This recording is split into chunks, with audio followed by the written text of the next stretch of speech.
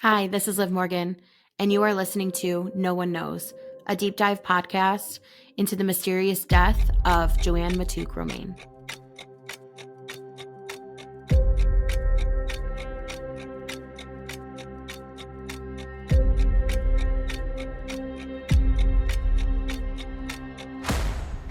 "15 years today. It would be 15 years ago today that Joann Matouk Romain's body would be found in Amherstburg, Ontario.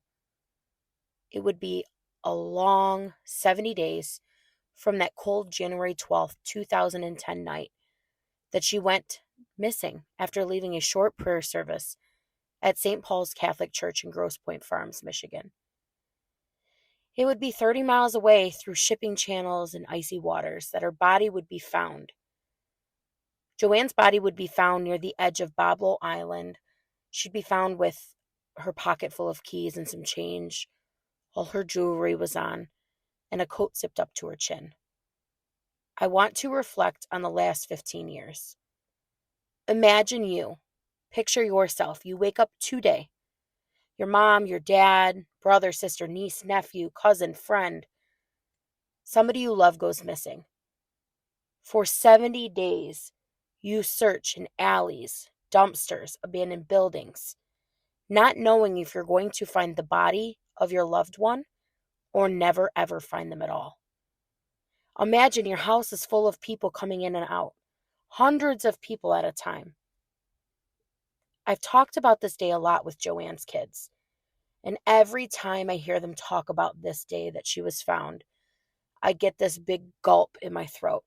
Just how long those 70 days truly felt for them, and just hearing them speak about it and the pain that they went through. The pain didn't stop there. One day Joann was here and the next she was just gone. She disappeared, just like that. Nearly 2,300 people are reported missing every day in the United States. So what happens when a mom of 3 who leaves a church service is missing for 70 days? I didn't know Joann, but I do know her kids. And I would say the 15 months that I've spent with them working on this has given me a lot of insight into the emotions and feelings that were had during those 70 days. 70 full days of Joann being unaccounted for. The same Joann who spent every waking minute tending to her kids, because it's truly what gave her a purpose. Now listen, I know you're thinking, duh, every moms have this purpose with their children. But truly, all I've heard about Joann is how much her life truly revolved around the love and care for her children. It didn't matter if it was 10 a.m. or 3 a.m. If you were hungry, she'd wake up and feed you. If you needed a place to come and visit, it was her house. So for a mom whose life's purpose was truly to care for her children, to go to a prayer service and walk out to kill herself doesn't make any sense. These aren't kids and family who are not willing to accept that she had committed suicide. This is about them being an advocate for Joann and continuing to speak her truth when she cannot. So where did this theory of suicide come from? I can tell you that through records, it didn't come from friends, family, her ex-husband, or even her doctors or therapists. In fact, every person in Joann's life continued to remind police how fearful she was in the months leading up to that fateful day for her. Joann spoke on many occasions to friends and family, but in vague details, almost as if she knew that if she didn't give them all the details, it would keep her safe and keep them safe. I want to share with you a few things that I've never shared before on this episode. But first, I want to start off with the affidavit of her cousin Laura. This affidavit truly speaks volumes to the things that were happening to Joann in the weeks and months leading up to her disappearance. These are quotes directly from her cousin Laura Palazzoli's affidavit. Quote, "I am Joann Matouk Romain's cousin. Her mother and my mother were first cousins, but we were as close as sisters." End quote. You jump down a little bit and it starts to really get into the type of relationship. Laura quotes, Joann and I have a very close relationship and bond. We spoke several times each week. Joann confided in me and told me anything and everything that was happening in her life. End quote. Quote, Joann had told me about an inheritance dispute that occurred back in the early to mid 1990s between herself and her siblings. She told me that there was a substantial amount of money that was not distributed appropriately, and that her sister, Rosemary Matouk Hage, even forged her signature to wrongfully allocate funds as she saw fit. End quote. We're going to jump down a little bit more. Here it says, quote, Joann had discussed with me details of her relationships with her siblings and had made it very clear that she was very close with her sister Kathy Matouk and brother John Matouk, but she was very much estranged from her brother Bill Matouk and Rosemary Matouk Hage. More so than anyone, Joann was estranged from her cousin Tim Matouk. End quote. As you begin to read through her affidavit, this is where things really start to unfold and really place sight into the things that were happening to her before that evening. It says, quote, Joann was not paranoid, nor did she suffer from any form of mental illness. I witnessed for that myself that most of Joann's concerns prior to her disappearance were substantially true.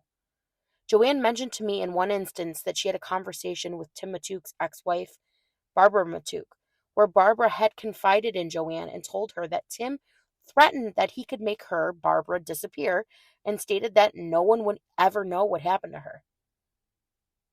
On several occasions, when Joann would visit with me at my business, she and I would notice Tim Matouk driving by in a suspicious manner, looking and observing us. And then she gets into this. She says, quote, the following are concerns of Joann, which she discussed with me in confidence in the months leading up to her disappearance. Starts off by saying a set of keys, including house keys and car keys, were stolen from her home, which she was trying to sell during an open house. She was informed me that an online bank account was mysteriously opened in her name, but she didn't open it. She believed that her phone calls were being illegally monitored or her home was wiretapped. She didn't know how, but she told me that there were certain details of private conversations that she had had, either on the phone or in the privacy of her own home, where these conversations were being repeated verbatim throughout the family and began being repeated by individuals that only Tim Matouk had relationships with. This led Joann to believe that it was Tim Matouk who was responsible for this illegal monitoring. She had felt as though people were following her, taking surveillance on her, and she believed it was either Tim Matouk himself or something he had orchestrated. Specifically, on December 20th, 2009, the Sunday before Christmas, Joann and I were baking cookies when Joann became very distraught and she began sobbing.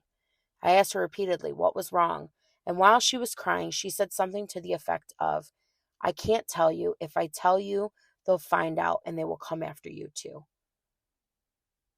On January 8th, 2010 was the last time that I saw my cousin Joann alive. It was in the morning and my husband Jim was getting ready to leave for work. The door was open. Joann came in. Again, she was visibly distraught. She said she wanted to tell me something, but when she saw that my husband Jim was home, she said something to the effect of, never mind, just forget it. Whatever she wanted to tell me, she wanted only me to hear, but then quickly changed her mind. I tried to stop her from leaving because she was sobbing and too distraught truly to drive, but she insisted that she must leave, and she left. That's the end of that affidavit. So let's kind of dive into this. For me, this doesn't sound like a suicide. You're probably wondering, what's the point of sharing this now? Why are we going back over these things? But I have some details of the day that Joann's body was found that I feel like needs to be talked about further in depth. And I'm going to be sharing some audio that's never been shared until today on Joann's 15-year anniversary. The phone calls I'm sharing with you are audio that was FOIA'd through Canadian records. It is the initial phone conversations between Canadian authorities regarding a body that was found by fishermen, and how detectives from Grosse Pointe Farms, who were no longer in charge of the investigation, made their way to Canada just hours after her body was found. and how they managed to take part in an autopsy they had no jurisdiction over. Before we deep dive into this audio, I want to just remind you of a few things. We are 25 episodes in, we're over a year into this. Let's just refresh ourselves. Joann went missing in Grosse Pointe Farms at St. Paul's Catholic Church. Now, if you remember, she resided in Grosse Pointe Woods. Now, initially, Grosse Pointe Farms took on the investigation because that's where she went missing. But just a few days into the investigation, it would actually be transferred to Grosse Pointe Woods. And the police reasoning for that was that that's where she resided and they were going to be the ones covering the case. Now, this is something concerning that the family brought up right away. They made a valid statement. If my mom lived in New York, would New York be covering the case or would you guys? To be honest, we've attempted to FOIA how Grosse Pointe Farms and Grosse Pointe Woods handle missing person cases, and they've actually denied the FOIAs. So I don't know their protocol for this, but it is something worth noting that it is a red flag. Now, with that being said, it would be Grosse Pointe Farms officials, Officer Rosati, who is the head chief detective, and then Detective McCarthy, who would be the ones contacting Canadian authorities, letting them know that their missing individual is probably the body that they found. But why is two detectives, Rosati and McCarthy, from the farms, who no longer have jurisdiction over this case, rushing over to Canada? Makes no sense. And this is where we lead back to the suicide.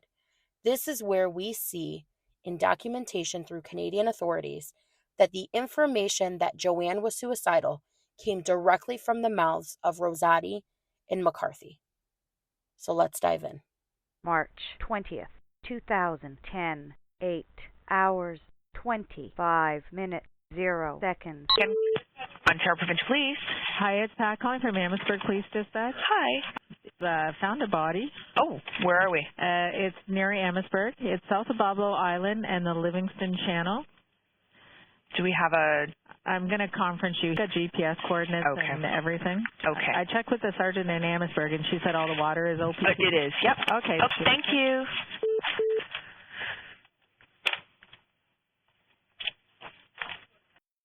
March 20th, 2010, 8 hours, 35 minutes, 31 seconds. Or RCC.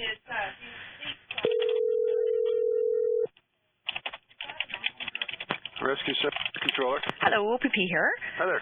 OPP dispatch out of London. Yeah? Hey, we're just letting you know that I got a call saying that they've located a body south of Amherstburg in the water. So I need to let you guys know. Okay, just stand by. I want to put the marine controller on the line as Okay, thank you. Livingston Channel. Well, we do all water. Okay, I got a marine controller on as well, so sorry, if you want to carry on with your Okay. brief. All right, I'm just letting you know that we've got a in the water right now who's come across possibly a female body in the water. It's going to be south of Amherstburg.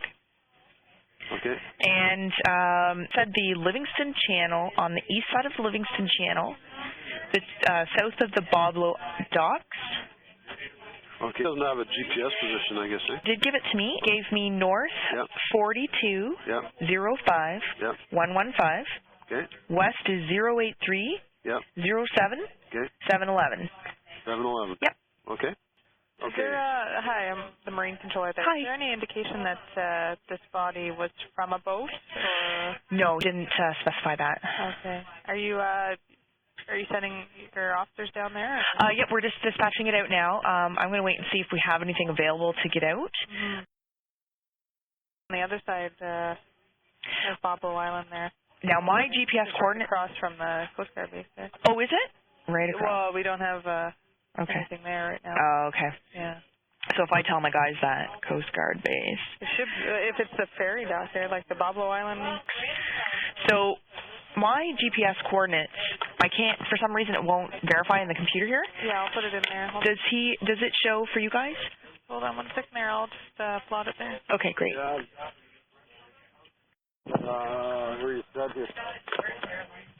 Right there. But I didn't change your event yet. Are you still on the phone?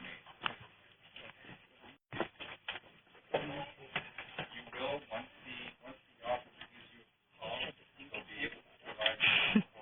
he's going to type it in right now, too.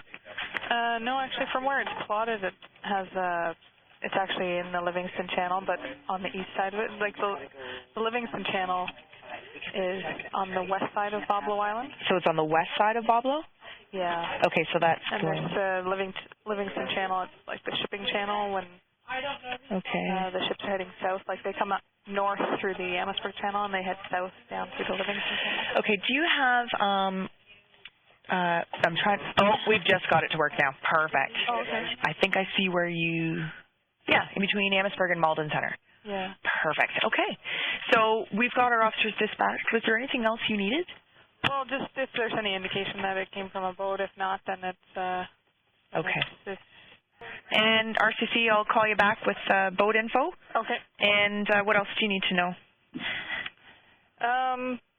Sorry about that, RCC. No, that's okay. You don't have any missing persons around there? You know, I just got a call from, they updated the call, LaSalle Police Service may have, and they're interested in a missing female. Okay. So we've got a cell phone number for them, and we'll check in with them too. I don't know, like if the body's not drifting, like, I'm guessing this guy might not be interested in it, but maybe if you guys don't have a boat, maybe he'd be able to pick you guys up and bring you out. Or Yeah. Okay. We'll just a suggestion, but he might, you know. Okay. And you said there's no like at the Amherstburg docks there's no boat available? No. Okay. We have I think actually one of our boats is in Windsor. They'd be able to. I might be able to get them to send a Zodiac. Oh, wait a second. Yeah, no, it's in Windsor. Okay. And Amherstburg. Send the Zodiac from Windsor? Yeah, I can give them a call and see if they can see that. Maybe that would probably be a better idea to get them to around there. All right, we'll call you back. Okay. All right, and the dispatcher will be, let me see, Roger Wood. Okay. So you guys can get a boat, that'd be preferable, but... Okay. Perfect. Okay. We'll get back to you. Thanks. Thank you. Bye. Bye-bye.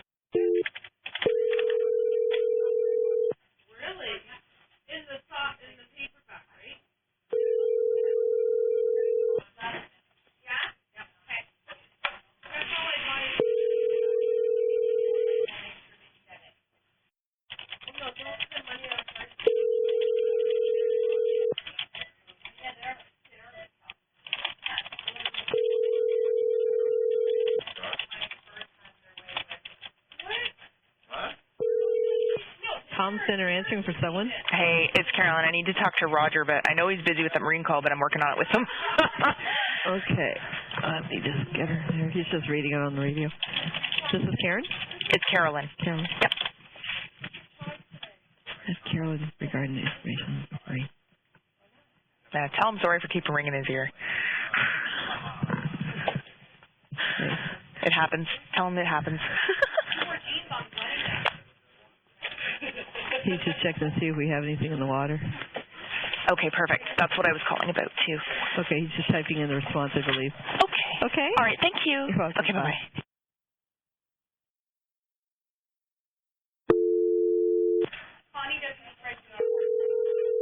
You're fine, you're fine. Rescue Center Marine Controller. Hey, it's Carolyn from OPP.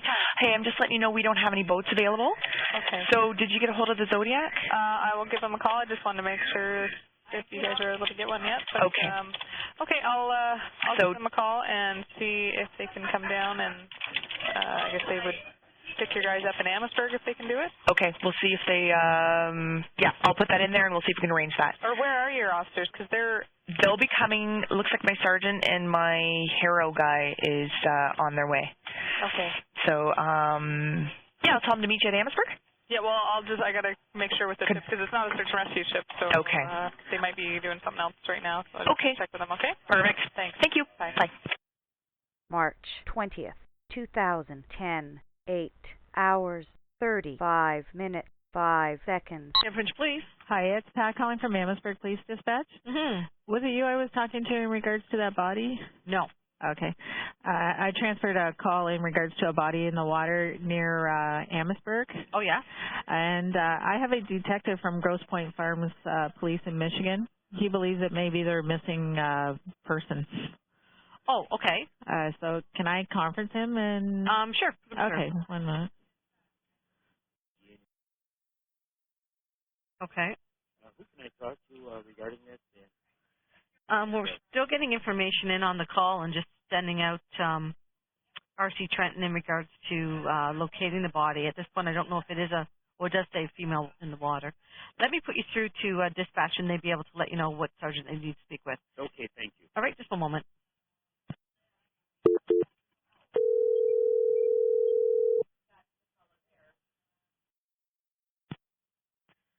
Officer McCarthy? Yes. Hi. Our dispatcher's busy at the moment. Is there a number that they can get back in touch with you? Yeah, if they could, please. I'll give you both my office. It's 313 313. 885 Mm-hmm. 2100. Okay. And is it MC or MAC? That's MCC. Okay. And ARTHY. THY.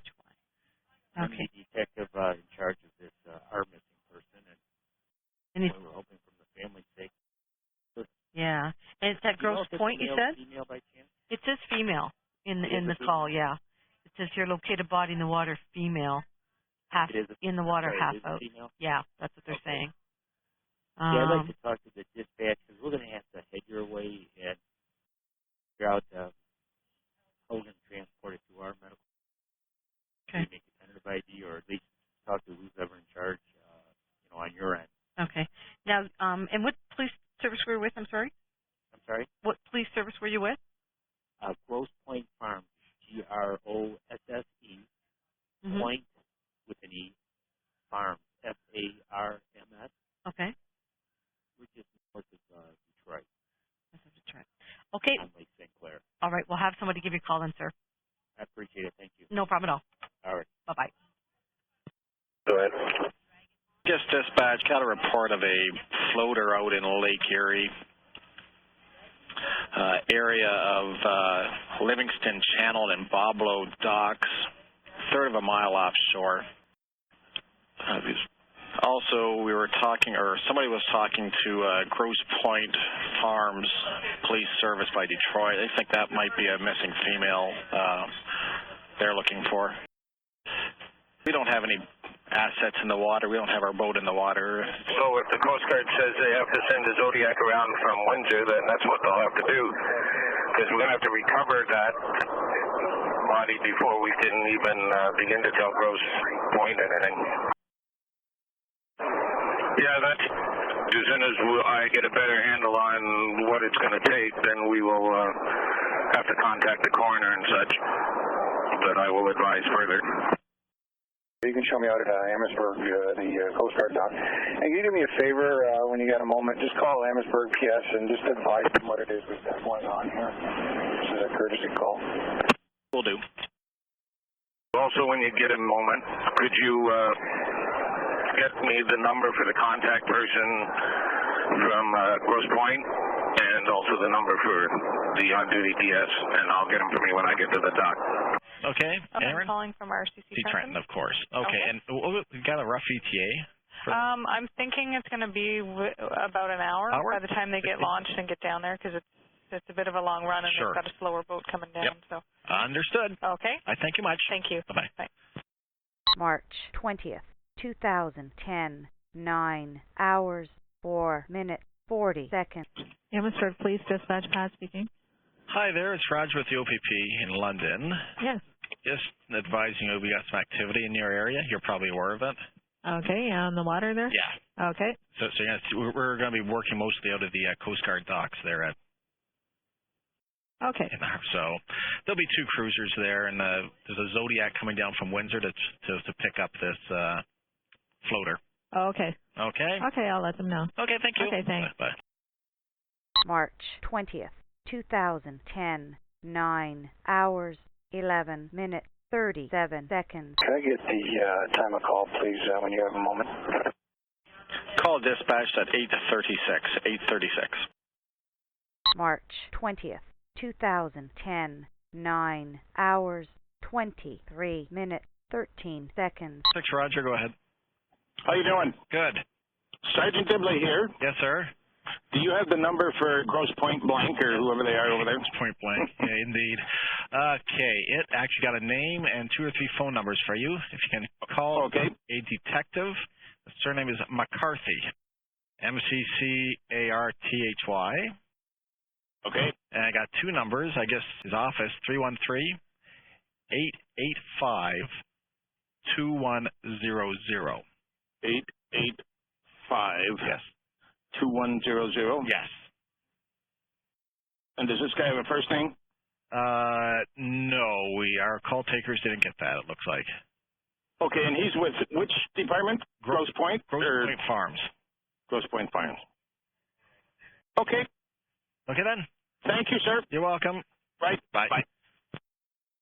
March 20th, 2010, 9 hours, 34 minutes, 7 seconds. 6, Roger, go ahead. Can you do me one huge favor and just do a detailed search on niche for marine and missing persons just for like the last 60 days? Right, yep, okay. Somehow, or maybe somebody made a call over to Detroit. Yeah, from Grosse Pointe. Yeah, okay, you know about that one. Yeah. Okay. Okay. Yeah, that's sounding more probable. Yeah. For sure. I just want to cover up everything. I'll hunt around through our missing persons for our area. No problem. Can you, I don't know if they give you I'll give you my cell phone. Sure, go ahead. And who is this again, I'm sorry? Todd Levine. Todd Levine? Yeah. Okay. Just let me know what you come up with. And just so you know, too, I've got I got Cooney, who's in today. He's calling over to that detective over in Michigan. Oh, okay. To see if we can get that one. So I'm just hoping that's what it is. So. Yeah.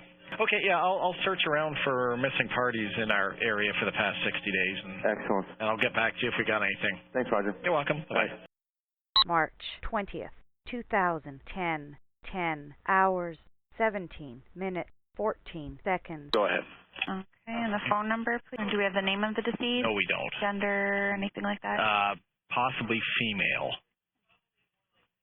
Okay, and the cause was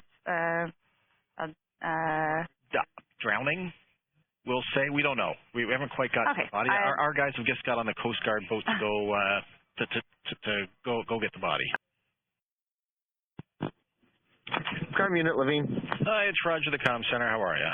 Good, buddy. How are you? Good. I checked all the missing person reports back to the start of the new year, and go ahead. Yeah, we've got nothing missing in our area. Okay. That's from my search, anyhow. Okay. Okay. That's good. Yeah, I'm down on scene right now. Oh, are you? Okay, good enough. Yep. Okay. All right, buddy. Bye. Thank you. Bye. So it would take 70 days. But Joann finally came home to her kids.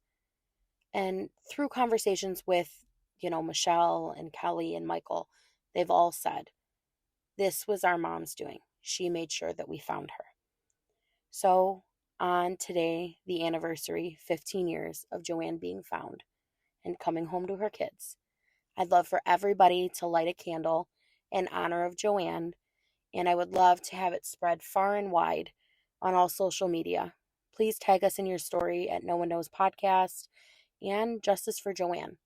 Let's show Joann's kids that we're all still here, we're all still fighting, and we're going to continue to fight until there's justice for Joann.